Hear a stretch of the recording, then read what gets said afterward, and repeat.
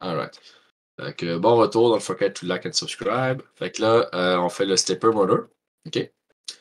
Fait que là, le stepper motor controller, comme j'ai dit, c'est généralement des contrôleurs qu'on fait et non le moteur en soi. C'est juste le renommer pour contrôleur pour qu'on soit correct avec ça. OK. Fait que là, on arrive avec le stepper motor controller. Fait que là, qu'est-ce que c'est un stepper motor? Fait que là, on va juste tout fermer. Voilà. Et on va revoir ça. Fait que là, qu'est-ce que c'est un stepper motor? Wikipédia. Wikipédia, honnêtement, je sais pas pourquoi il y a des profs qui le bannissent. Ouais, fait que ça, c'est un peu le fonctionnement. Le fonctionnement est fait avec des magnétiques, je vais le dire comme ça. OK? C'est une amplification magnétique qui se fait. Donc, vous avez des bobines. Donc, on pouvait voir très, très difficilement, mais je pense que pas comme les zoomer, ouais. Vous pouvez voir ici, on a des bobines qui créent chacun un champ magnétique. Puis si vous avez suivi votre cours d'électronique magnétique, tout ce qui est des aimants, c'est quand il y a un courant qui passe, ça va créer un champ magnétique. Ou quand il y a un champ magnétique, ça va créer un courant. Fait que vice-versa. Puis si le champ magnétique qui concorde, ça va faire en sorte de faire tourner les choses correctement. Fait que là, vous pouvez voir, on a un aimant au milieu qui est bon, sûrement soutenu au milieu, là, mais comme vous pouvez voir, il touche à rien des pins au bord. Puis chacune des pins a une bobine associée à ça. Puis là, tu as en général deux types de steppers, mais je pense qu'on va y aller avec juste ce type-là, qui fonctionne avec quatre bobines à l'intérieur. OK? Ce qui fait en sorte que quand, par exemple, vous allez alimenter une bobine, ça va faire en sorte. Non, désolé. Celui-là, il y a quatre bobines, mais en général, je pense que la machine, on l'utilise avec deux bobines. OK? Fait que quand vous allez alimenter. Désolé, mon nez est un peu bouché. Quand vous allez alimenter une bobine, ça va faire tourner l'engrenage, justement, de quelques qu'on appelle des steps. Il y a des full steps, il y a des quarts de step, il y a des 16e de step, etc. Ça va dépendre de votre contrôleur à quel point il est précis. Ça va dépendre aussi de la force qu'il va émettre, en tout cas. Mais ça va faire tourner. C'est juste un principe avec des champs magnétiques qui fait en sorte de tourner l'engrenage. Fait que les steppers sont vraiment nice quand vous voulez de la précision et aussi de la puissance parce qu'ils sont vraiment puissants. L'inconvénient, c'est qu'ils dévorent vos batteries. Ça fonctionne constamment à un ampérage très élevé qui tourne autour de 1 ampère assez souvent. Donc, quand vous n'utilisez pas vos moteurs, vos steppers, vous voulez les éteindre. Vous voulez vraiment faire en sorte de ne pas les utiliser. Puis quand vous les utilisez, ben, vous voulez faire en sorte que ce soit vraiment, vraiment rapide. Parce que sinon, ça va vider vos batteries. Et ça fait un bruit très, très, très dérangeant quand c'est mal programmé. Donc, vous ne voulez pas souffrir. Vous ne voulez pas le subir. Donc, c'est ça comment fonctionne un stepper. Fait que là, le fonctionnement est très simple en tant que tel. Vous pouvez comme prendre n'importe quoi qui est capable d'envoyer du 12 volts 1 ampère sur chacune des bobines et juste séparer avec un laps de temps ce signal-là pour être capable de le faire tourner avec une précision. Sauf que c'est beaucoup de travail. OK? Comme si on reprend par exemple la pièce qu'on a utilisée ici. Attends, j'ai dû mettre. Voilà, ici. Si on reprend cette pièce-là, si vous vous rappelez bien, il y avait une manière de contrôler les steppers, OK? Pour des full steps et des half steps, OK? La combinaison, c'est des grandes combinaisons, OK? Puis ça doit vraiment être précis. Vous ne pouvez pas l'envoyer n'importe comment. Donc, ça devient vraiment, vraiment dérangeant de contrôler ça pour ce genre de contrôleur-là. Si vous n'avez pas le choix, pas de problème. Vous allez le faire fonctionner, j'en suis sûr. Mais si vous avez le choix, vous pouvez trouver, et puis là je vous recommande Pouloulou, OK? Ils sont vraiment forts là-dessus. Euh, des stepper driver module. Stepper motor driver, excuse-moi. Puis là, vous avez une panoplie de steppers qui peuvent vous le faire fonctionner. Donc,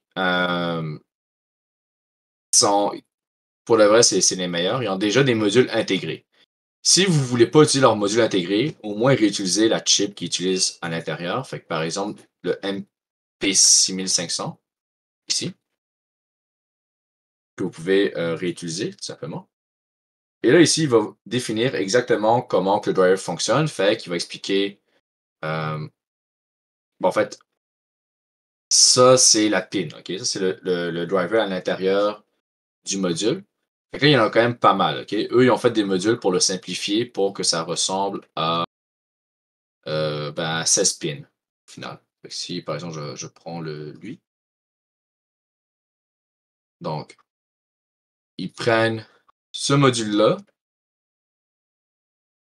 ce driver-là, ce IC, et ils vous le facilitent avec juste ça comme pin. Puis les pins grisés, c'est les pins que vous pouvez laisser de côté si vous n'avez pas de besoin en plus. Euh, Fait que ça facilite pas mal le travail en tant que tel, mais pas mal la majorité est là. Fait que c'est pas quelque chose d'impossible à refaire à la main. Mais c'est quand même un module assez petit déjà de base. Ils l'ont quand même bien fait. Fait que c'est quand même assez intéressant de le réutiliser directement. Fait que si vous voulez le réutiliser le IC, comme qu'on a fait par exemple pour les drivers de moteur des Brush DC Motor, c'est les mêmes étapes. Vous avez le datasheet, vous avez de l'information qui est contenue à l'intérieur, vous le lisez, vous regardez est-ce que ça convient à votre pratique. Si ça convient, il n'y a pas de problème. Si vous avez l'information pour créer le schématique et le symbole, vous vous lancez dessus, puis tout va bien se passer, il n'y aura aucun problème. Ça va prendre du temps, mais ça va être très bien. Ça va être fait, vous allez pouvoir le faire sans problème. Fait que ça, il y a toute l'information qui est ici. Ensuite, si vous voulez être un peu plus efficace dans le temps, bien sûr, peut-être pas monétairement ou ça va dépendre, mais si vous voulez être efficace dans le temps, ce qui est clair, c'est que vous pouvez réutiliser ce module-là. Le problème, c'est que comment on fait pour connecter un module déjà fait dans notre PCB sans nous casser la tête? Là, nous ne voulons pas. Nous, ce qu'on voudrait, c'est prendre le. Désolé, j'ai pas la bonne image. J'ai zoomé un peu trop.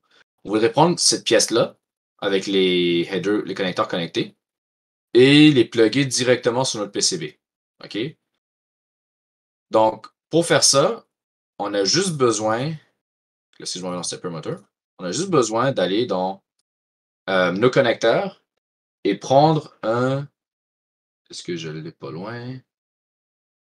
Est-ce que c'est ici que je l'avais? 2 par 6, non. J'ai seulement mis dans les drivers ici. Ouais. Fait que là, ici, vous pouvez voir, on avait déjà utilisé des MP6500. Fait que j'ai juste pris ça et je l'ai installé ici. Et puis, le footprint, si vous regardez bien, c'est juste des headers, littéralement, à une distance, à la distance qui est faite pour ces pins-là.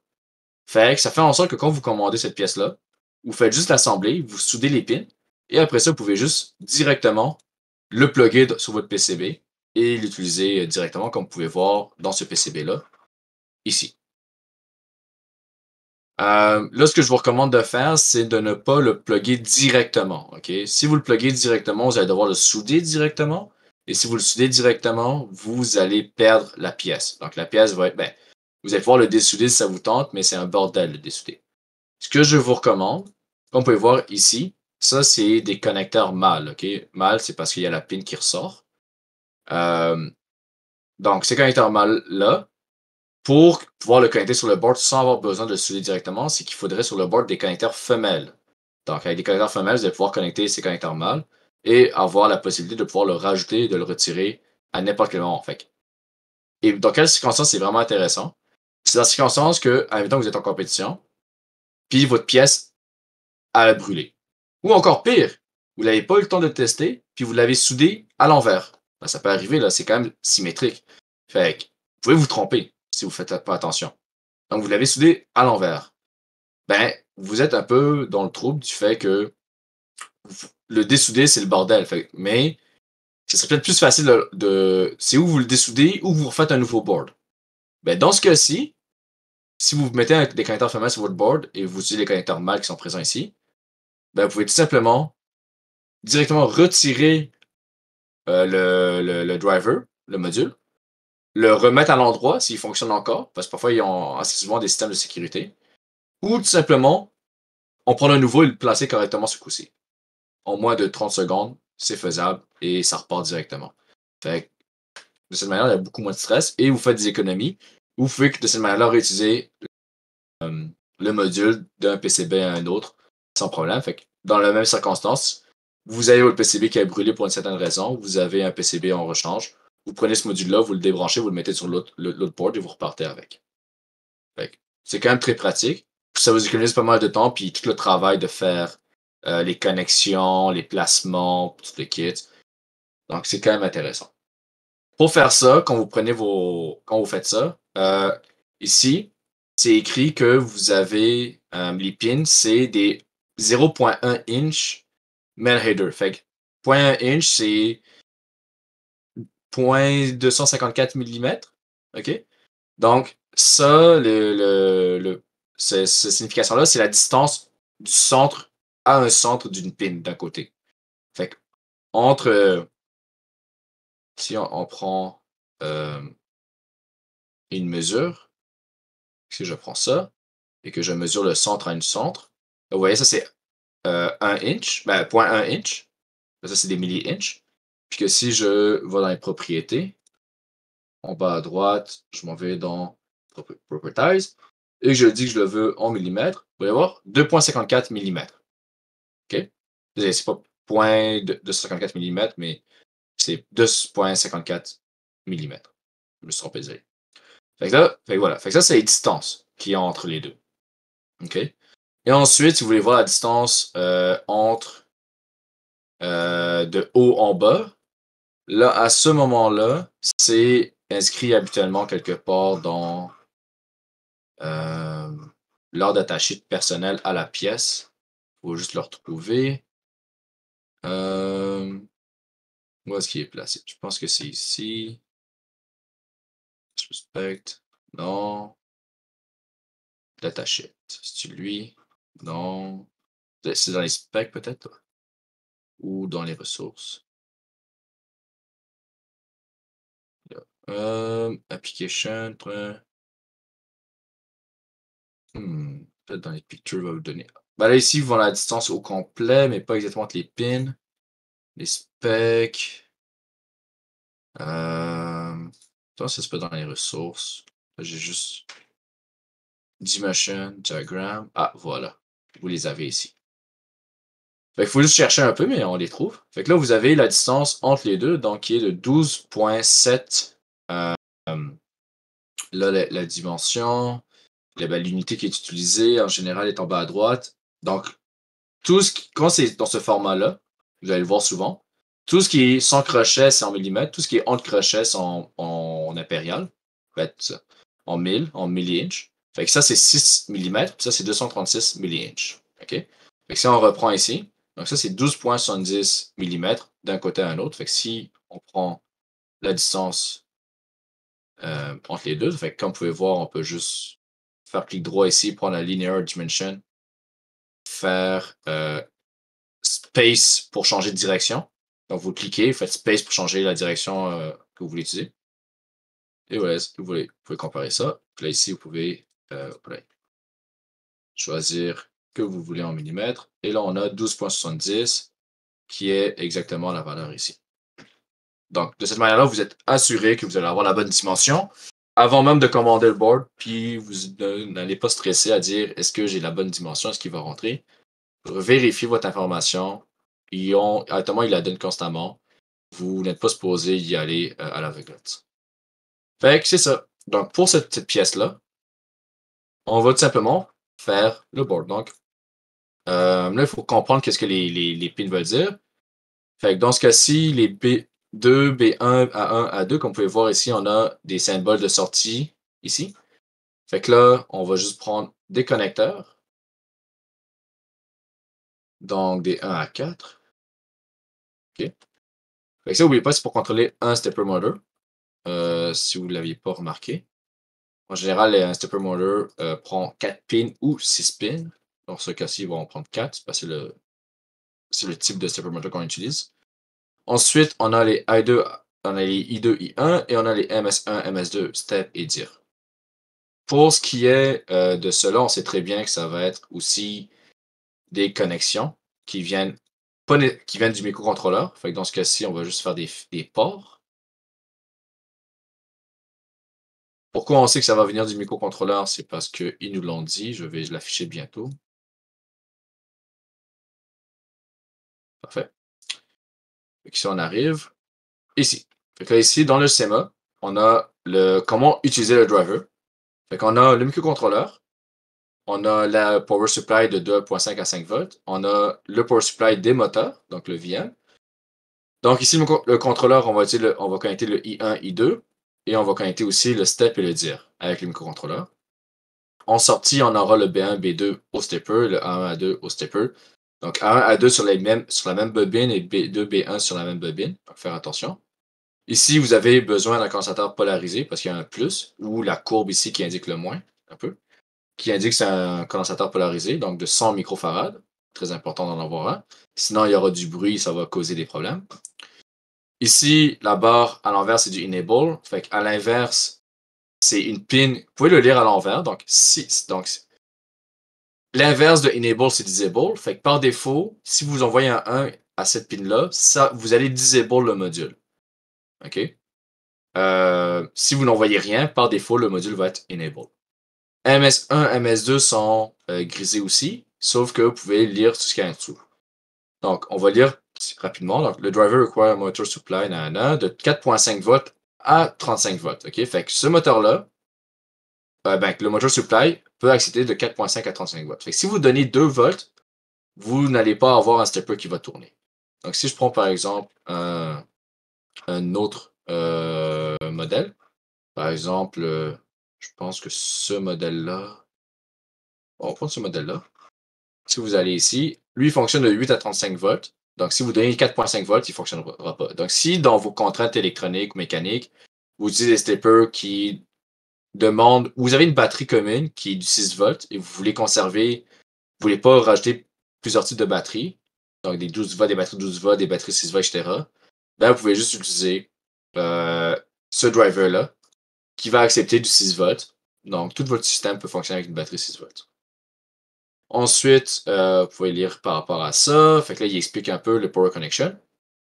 Ici, il va expliquer pourquoi il y a besoin du condensateur. Ici, il y a une demande. Dans le schéma, ils ont dit 100 microfarads, mais ici, ils disent au moins 47 microfarads. Donc, juste prendre en compte ce qu'ils disent, c'est important. Ici, vous avez les Motor Connection, qui expliquent en détail. Vous avez les steps et le microsize. Fait que là, c'est là qui est important. MS1, MS2 indique la résolution des steps. Fait que si vous voulez contrôler les steps, vous pouvez les connecter. Si vous ne voulez pas les contrôler, vous pouvez les laisser à l'eau. Donc, les connecter à un ground. OK? Ne les laissez pas connectés, s'il vous plaît. Sinon, ça peut créer des problèmes. Si vous voulez être super précis constamment, vous pouvez les connecter à un high logique. Donc, avoir constamment ça. Donc, comme j'ai dit, ça ne veut pas dire que vous ne voulez pas les connecter à votre microcontrôleur, que vous devez les laisser dans le vide, donc les not connected. Vous devez les connecter absolument à un circuit, au réseau. Sinon, il peut y avoir des problèmes. Je pense qu'il l'indique aussi dans le schéma. Ensuite, vous avez des control inputs, fait que le step et le dir. Fait que pour faire un petit résumé, le step, c'est pour le PWM au final. Donc, à chaque O, donc chaque signal de O, il va générer un step. Donc, et vous avez la direction, donc dans quelle direction vous voulez que ça tourne. Ensuite, ici, il va vous expliquer qu'il y a une pin de fault et de slip. Vous pouvez voir qu'est-ce que ça veut dire. Je vous invite à le lire. Vous avez du current limit. Ça, c'est quand même très, très, très important à lire. Donc, ça, c'est par exemple, attends, vous avez besoin que votre stepper motor prenne du 1 ampère pour qu'il fonctionne correctement, donc capable de lever ou de tourner à une bonne vitesse, ou au moins la charge qu'il a besoin. Ben, vous avez besoin que le I1 soit à l'eau. Z, c'est pour impédance, personnellement. Ben, high impedance, je pense. Je pense que c'est juste le signal à 1. Donc, si, par exemple, le Z est. Ben, si ces deux valeurs-là sont à 1, ben, c'est 7.5 ampères qui va tourner. S'ils sont à l'eau, les deux, donc connectés au ground, par exemple, ça va être 2 ampères le current limit qui va être donné. Fait que c'est à vous de voir à quel point vous êtes capable de laisser le jus passer. Ici, ils ont des schémas, et ainsi de suite. Fait que ça fait en sorte que nous, par exemple, on va dire non, ben nous, on voudrait que on ne limite pas le circuit. Donc, on va le laisser connecté au ground. Et le MSI, MS1, on veut contrôler les steps. Le step, c'est le PWM. Le dir, c'est la direction. Fait que dans ce cas-ci, on va mettre des ports pour chacun. Et voilà. Fait que lui, c'est le dir. Donc, direction. Lui, c'est le step. Donc, pour le PWM, lui, c'est MS2. Et lui, c'est MS1. OK. Et voilà.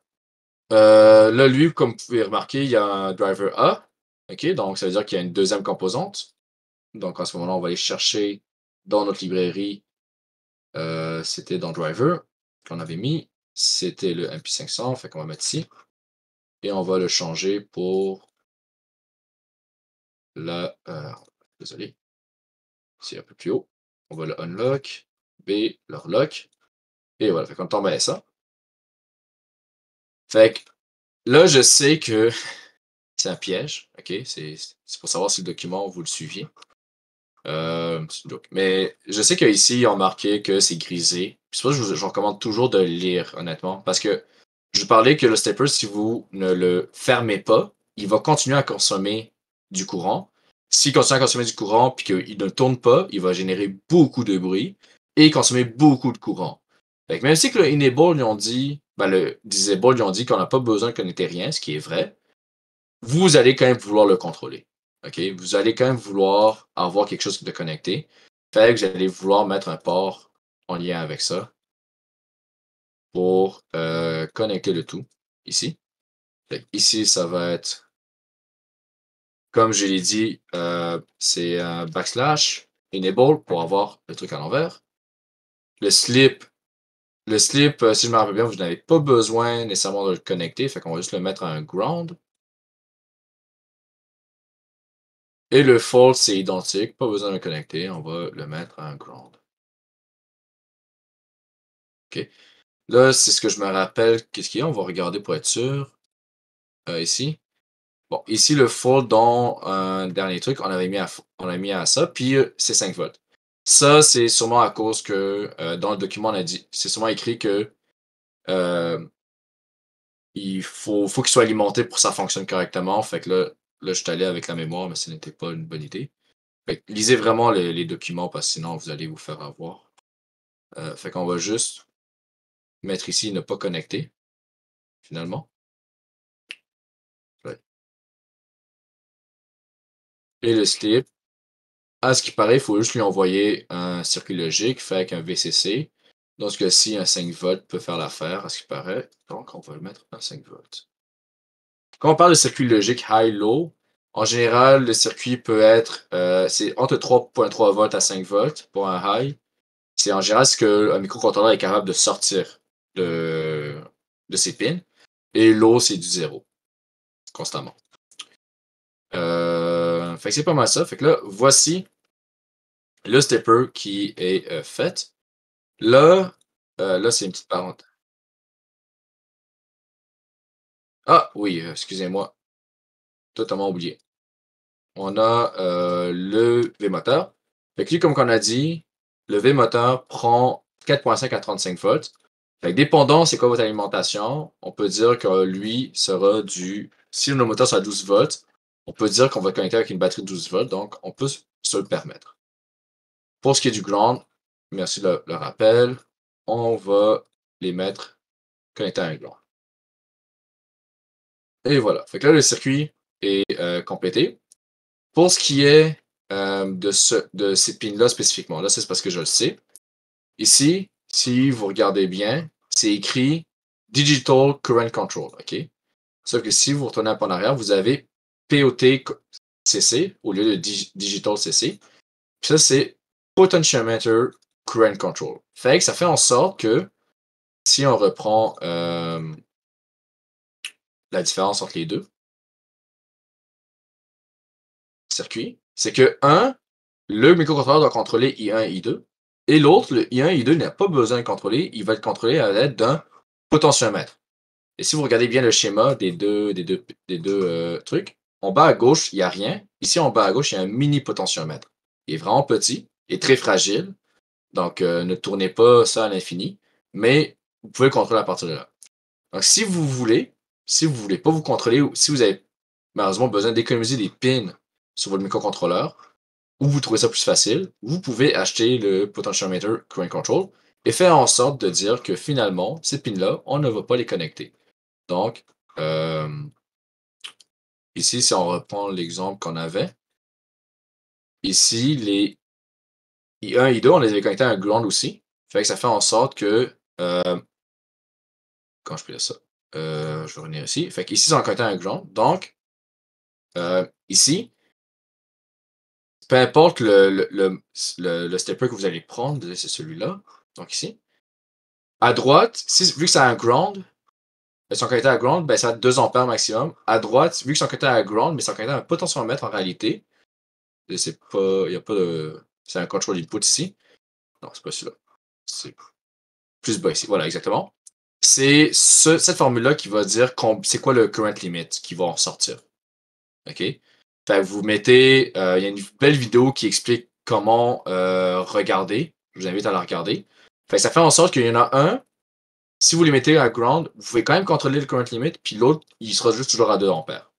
Fait que dans les deux cas, ça ne change pas le circuit final, mais ça change, euh, admettons que vous voulez contrôler au final le current limit, un, vous allez pouvoir le faire quand même, et l'autre, vous n'allez pas pouvoir le faire, vous allez devoir refaire un nouveau circuit, un nouveau board, ce qui est un peu désagréable. Donc, euh, si vous avez je pense qu'il n'y a pas une grande différence d'argent entre les deux.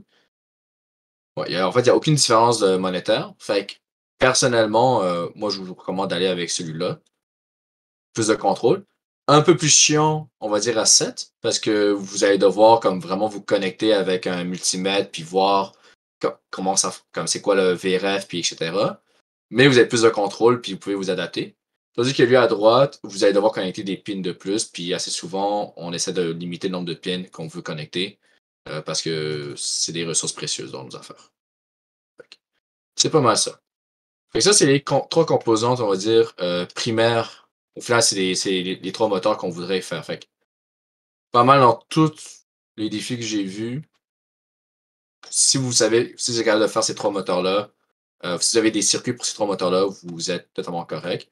Puis vu qu'on les a séparés, ben, on peut toujours les réutiliser. Donc, honnêtement, j'aurais pu tout simplement copier-coller chacun de ces circuits, les remettre ici et partir avec ça sur un nouveau projet. Désolé, j'ai tout cliqué ailleurs. Sur un nouveau projet et vraiment, vraiment profiter de réutiliser ces circuits-là. C'est pour ça que je vous recommande vraiment de séparer vos choses le plus possible. Bien sûr, ces circuits-là sont en fonction de contrôleurs, de circuits intégrés spécifiques. Donc, si vous changez de circuit intégré, vous devez changer le circuit, le schématique.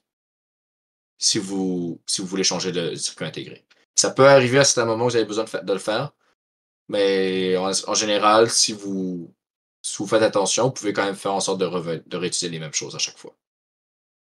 Et là, la dernière chose, fait que je pense qu'on va terminer ça pour asseoir. On va sauvegarder nos modifications. OK? Là, on va sauvegarder. Fait que si vous pouvez voir, j'ai un bouton Save to Server à gauche. Ben, à droite du nom, mais à gauche de l'interface. Que je clique là-dessus. Il va me dire est-ce que je veux le save principalement. Ben là, ah oui, désolé. Parce que là, il y a un autre fichier que j'ai ouvert que je dois save. Fait que ça, c'est le circuit, ben, le matériel à acheter.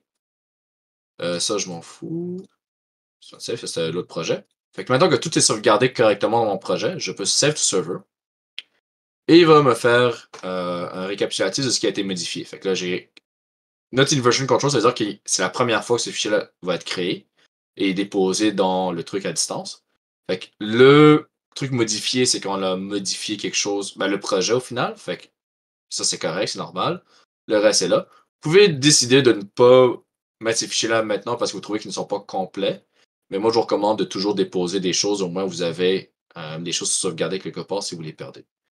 Il y a le bouton Compare que vous n'avez pas vraiment besoin d'utiliser souvent, mais quand vous avez fini, vous pouvez écrire en commentaire si ça vous tente. Donc, première version. Fait qu'on pouvait dire que le stepper motor controller. On a le brushed DC controller de près. Et on a le cerveau controller Tout ça, c'est des schématiques. Fait que quand ça c'est fait, vous pouvez tout push ça. Il va le déposer. Et ce qui va être intéressant, c'est que quand tout ça est fait, vous pouvez retourner dans le workspace. Ça, c'est le projet qu'on avait. On peut l'ouvrir. Et maintenant, ces fichiers-là vont se retrouver directement. Ils sont en train de loader parce que je viens de faire un push. Reload. Voilà. On va voir les fichiers qui sont présents ici. Fait que tous vos amis peuvent aller les voir s'ils veulent et mettre des commentaires. Fait que, par exemple, si je viens ici, je dis ah, cette pin-là, un commentaire ici, là. Place a comment. Voilà. Tu peux faire oui. Voilà. Ben, dans mes trucs, quand je vais venir dans le cerveau, il y a un commentaire directement qui va être installé. Puis je vais mettre un sad face pour dire que c'est triste la vie. Et vous pouvez reply demain. C'est quand même intéressant comme mécanisme pour suivre les choses.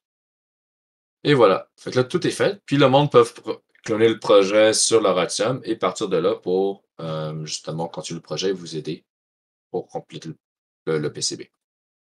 C'est pas mal ça pour cette vidéo. Don't forget to like and subscribe.